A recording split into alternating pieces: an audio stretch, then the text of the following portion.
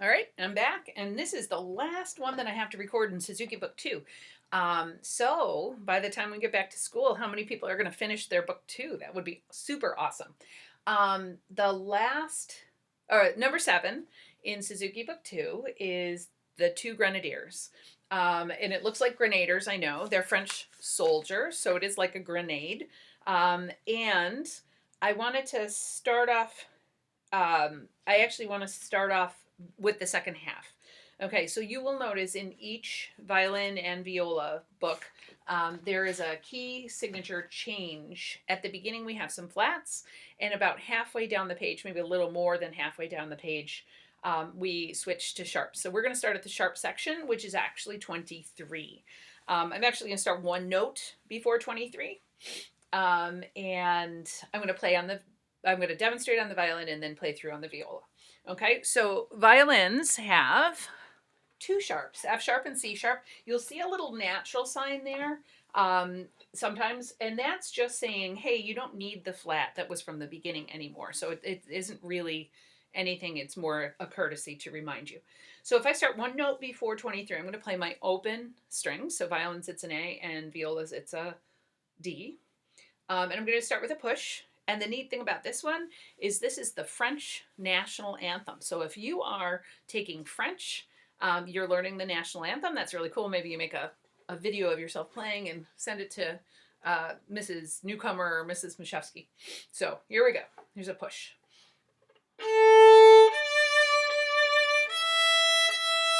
One and a half. Squishy two.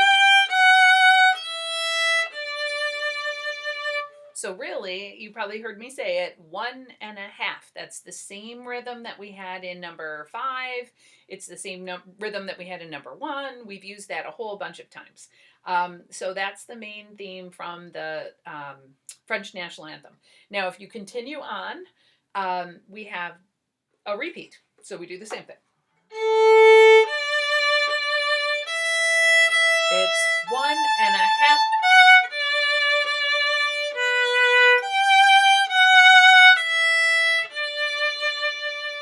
Okay, now this next section, there is one different rhythm. You'll notice that there is a note that looks like a dotted quarter note. So there's a dot after it, and it's connected to another little note. Now, because they are connected, so there's a line connecting at the bottom, it's not a dotted quarter note, it's a dotted eighth note.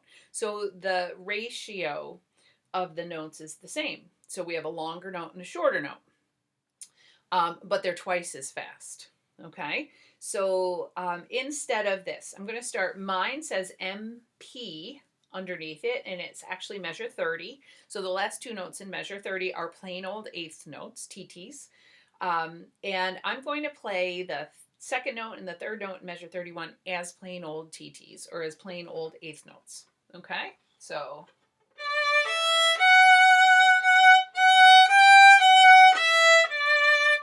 Okay, so I played them evenly. Now I had to do a push and another push with a stop in between so that I could hear two different notes. The reason I know that is because there's a little dot above the second note.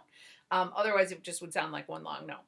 Now I'm going to change it, and I'm going to play the first one because it has the dot, should be longer. And I know that's confusing. I mentioned that there are two dots.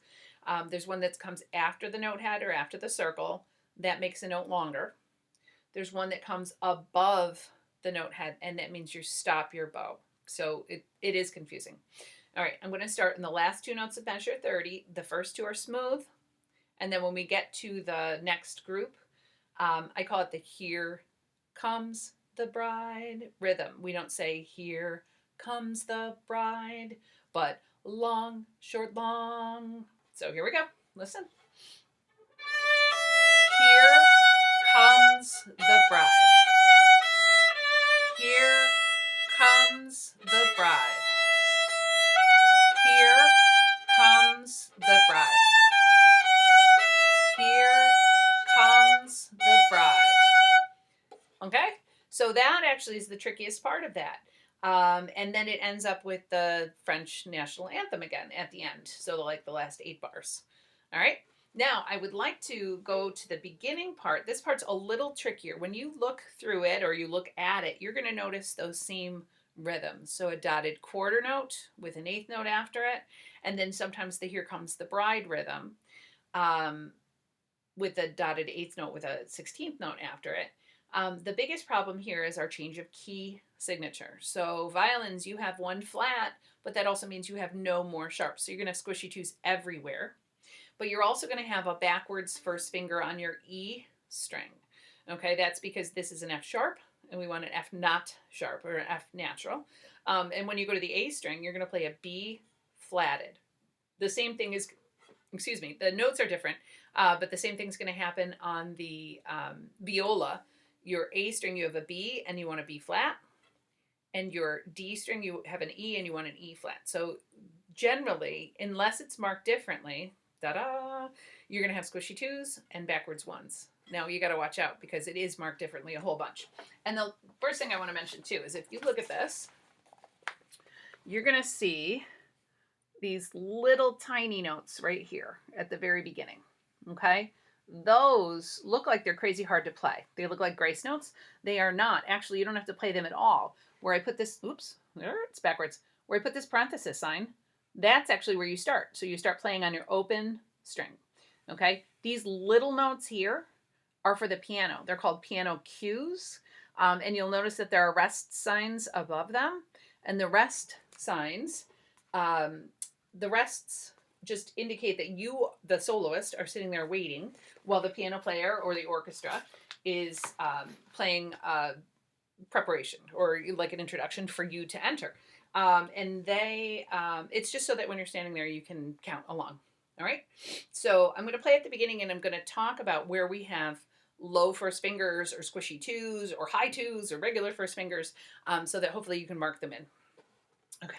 So I'm going to start with a push towards the ceiling. I'm going to try and follow all the bowings that are in here. Here Comes the Bride. Backwards one. Rest and a backwards one again. And then, oh my gosh, now they've marked in a sharp, so we're going to have a high two, which we like.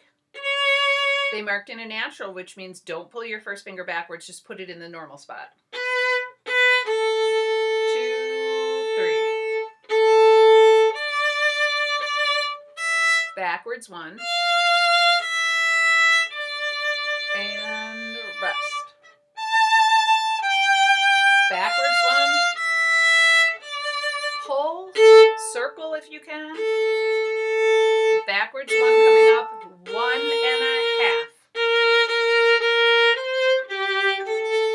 2, 3 beats. 1.5, pull. 1.5, squishy circle.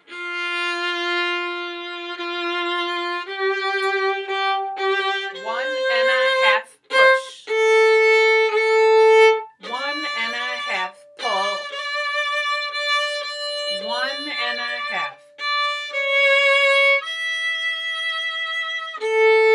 1.5.